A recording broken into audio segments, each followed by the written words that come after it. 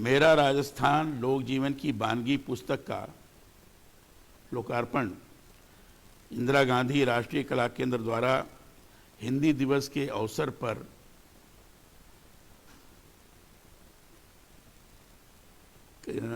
उपस्थित हमारे गोवा की पूर्व राज्यपाल आदरणीय मृदुला जी,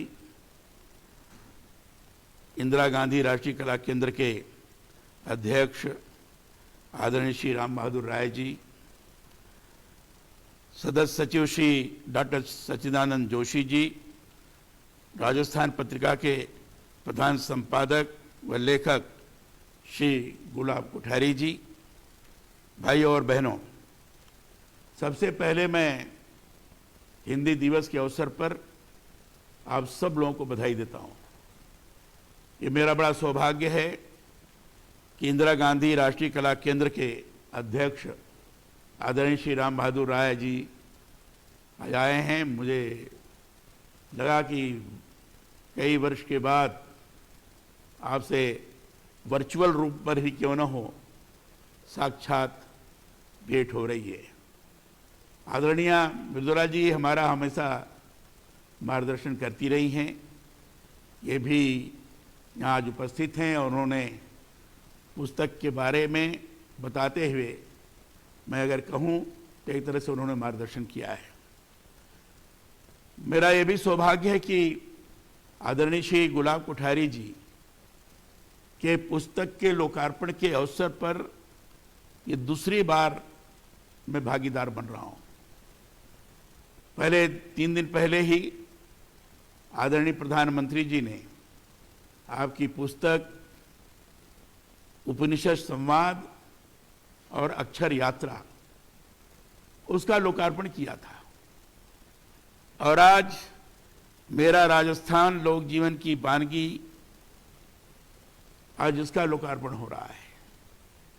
यह बात सत्य है कि दोनों पुस्तकों को देखने के पश्चात और आदरणीय श्री गुलाब कोठारी जी के विभिन्न लेखों को पढ़ने के बाद, राजस्थान पत्रिका में उनके विशेष संपादकीय को पढ़ने के पश्चात मैं ये कह सकता हूं कि भारतीय संस्कृति के ऊपर आधारित आध्यात्मिक चिंतन के आधार पर एक विशेष दिशा देने वाला इनका विचार होता है। और उपनिषद संवाद और अक्षर यात्रा तो ऐसा लगता है कि इसने आध्यात्म का एक ऐसा स्वरूप प्रस्तुत किया है कि जिसको ग्रहण करने के पश्चात एक एक शब्द लोगों के मन मस्तिष्क में इस ढंग से व्याप्त होता है कि लगता है मानो ब्रह्म ही शब्द ब्रह्म है। इस शब्द ब्रह्म को आत्मसात हम कर रहे हैं। तो इससे इनके चिंतन की गहराई का पता लगता है, और चिंतन की गहराई इतनी जबरदस्त है कि जैसे अभी ये अपने पुस्तक के बारे में जो परिचय दे रहे थे तो उसमें बहुत अच्छी बात कही। हमने अभी पुस्तक पढ़ा नहीं क्योंकि कल ही आया, मैं उसको देख नहीं पाया था, लेकिन जो आपने बताया उससे साफ तौर पर लगा कि जब तक भौगोलिक स्थिति की जानकारी नहीं होगी तब तक वहां की संस्कृति, वहां की सभ्यता, वहां की परंपरा, वहां से जुड़ी हुई सारी स्थितियों की प्रत्यक्ष रूप से अनुभूति नहीं हो सकती है। और जब भूगोल की जानकारी होती है तो भूगोल के आधार पर सभी चीजें विद्यमान हैं। तो चाहे पर्वत हो, चाहे वन हो, चाहे नदियां हो, चाहे मरुभूमि हो, सब उसके अंतर्गत समाहित होते हैं। और उन्हीं के आधार पर लोक संस्कृति का विकास होता है। और उनके आधार पर जो लोक संस्कृति का विकास होता है तो लोग उसको अनेक तरीके से अभिव्यक्त करते हैं। उसी के आधार पर उनका मनोरंजन भी होता है, उसी के आधार पर उनकी आजीविका का पालन भी होता है, और उसी के आधार पर अन्य विशिष्टताओं के आधार पर लोगों को अपनी तरफ आकर्षित करने की कोशिश करते हैं। उसी को ध्यान में रखकर के उसी के अनुरूप मेलों का आयोजन होता है, और उन मेलों को स्थानीय आधार की विशेषता को प्रकट करने की कोशिश की जाती है। और जो मेले का इन्होंने वर्णन किया है काफी इसकी जो श्रृंखला है, अगर एक चाहे पुष्कर का मेला हो, चाहे चौथ माता का मेला हो, चाहे गोगा जी का हो, चाहे जरघाजी का हो, ये सब जहां इन मेलों की अपनी अपनी विशेषताएं हैं। और ये विशेषताएं वहां की लोक संस्कृति, वहां के लोक व्यवहार, वहां की लोक परंपरा इसको प्रकट करती है। और इसलिए मैं कह सकता हूं, लोक सांस्कृतिक परंपरा का अगर धरोहर है जिसको सजो कर रखा है, ये राजस्थान ने रखा है। इसको उन्होंने पुस्तक के माध्यम से बहुत अच्छी तरीके से व्यक्त किया है। और सौभाग्य इस बात का है कि बाकी के प्रदेशों के तुलना में, बाकी के स्थानों की तुलना में राजस्थान इस मामले में अभी समृद्ध है। लोक सांस्कृतिक परंपराओं को सजोकर रखने में राजस्थान इस मामले में समृद्ध है। और इसलिए राजस्थान को, उस समृद्धता को भी इन्होंने अच्छी तरह से इस पुस्तक के अंदर वर्णन किया है। एक एक मेला, एक एक कृत्य, एक एक परंपरा किस आध्यात्मिक प्रवृत्ति से प्रेरित होकर आगे बढ़ा है, इसको दर्शाने का आपने प्रयास किया है। उसमें भी वहां से संबंधित प्राचीन सभ्यता को, प्राचीन दृष्टि को भी उभारने का प्रयास किया है। और राजस्थान है ऐसा। राजस्थान इस प्रकार का है, कहते हैं कि जैसलमेर में एक कुआं है जहां जैसल के रूप में कहा गया था। कहते हैं कृष्ण ने अर्जुन को कहा था ये कुआं करो, वो उस समय का वर्णन है। अब वो चीज वहां से चलकर उस जैसल के आधार पर जैसलमेर का नाम उस दिन से पड़ा। अब वो कई चीजें हैं वहां की सभ्यता, वहां की बाकी सारी चीजें बड़ी प्राचीन हैं। चाहे कुलधरा का क्षेत्र हो, चाहे फौसी पार्क का प्रश्न हो, कहते हैं कि करोड़ों वर्ष पहले के कंकाल या मथरी उसका भी आज विद्यमान है, क्रोन विद्यमान है, उसको भी लोग देखने के लिए जाते हैं। अब ये सारी चीजें राजस्थान के अंदर विद्यमान है।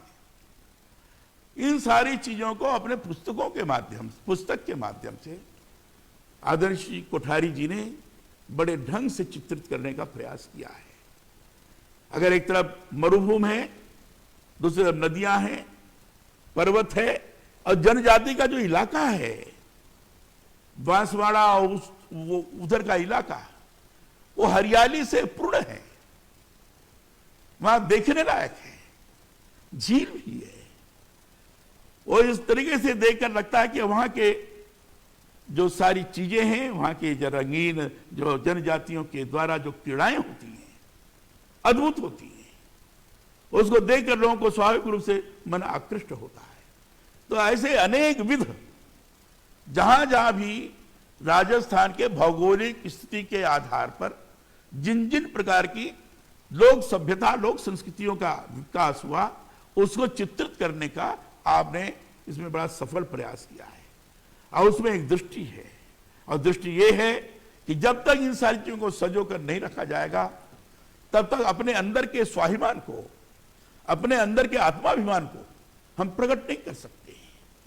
और वह स्वाभिमान और आत्माभिमान जिसके कारण ही लोग अपने आजीविका का निर्माण भी करते थे, उसकी आज भी बहुत आवश्यकता है। आदरणीय विदुराज जी ने इस बात की तरफ जोर दिया है। उन्होंने कहा है कि आत्मनिर्भर भारत की बात प्रधानमंत्री जी ने कहा है। आत्मनिर्भर भारत, ये बात सही है, एक चिंतन है। चिंतन को व्यवहारिक स्वरूप कैसे प्रदान किया जाए, और चिंतन को व्यवहारिक स्वरूप लोकल को वोकल बना करके किया जा सकता है।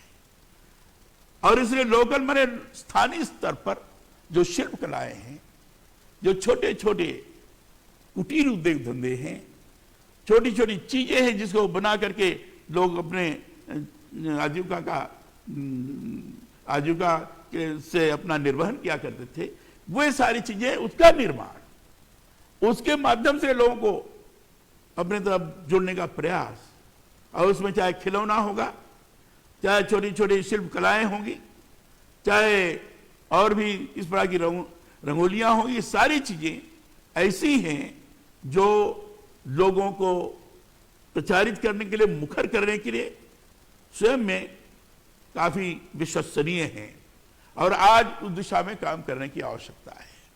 आदरणीय श्री कोठारी जी जहां बड़े गंभीर विषयों को लेकर पुस्तक लिखे हैं और उन पुस्तकों को देखने के बाद उनके गंभीर चिंतन का जहां पता लगता है, वहीं मेरा राजस्थान ये जो वानगी के रूप में उन्होंने दिया, मेरा राजस्थान लोक जीवन की वानगी, ये इस बात को प्रकट करता है कि स्वयं को इन्होंने राजस्थान के अंदर समाहित कर दिया है। पूरा राजस्थान मेरा राजस्थान है। मेरा राजस्थान कैसा है, मेरे राजस्थान को कैसा होना चाहिए।